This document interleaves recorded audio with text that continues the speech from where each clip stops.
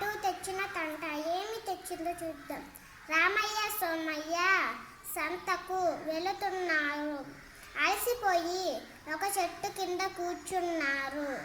పాయసం కోసం ఏమేమి కావాలో చెప్పాడు రామయ్య.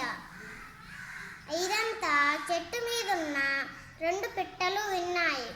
అవి కూడా పాయసం చేసుకోవాలనుకున్నాయి. అవి కూడా సంతకు వెళ్ళాయి. కావలసిన బెల్లం, రవ్వ, పాలు, నెయ్యి, ద్రాక్ష, జీడిపప్పు అన్నీ తెచ్చుకున్నాయి. చెట్టు కింద పాయసం చేయడం మొదలుపెట్టాయి. పాయసం కుతుకుతా ఉడుకుతుంది. గుమగుమ వాసన వస్తుంది. రెండవ పిట్టకు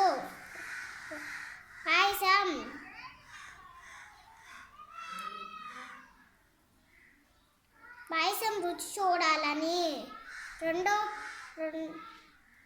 రుచి చూడాలని ఒక పిట్టకు చాలా కోరిక కలిగింది.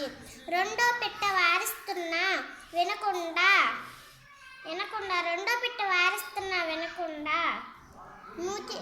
ముక్కు పెట్టింది.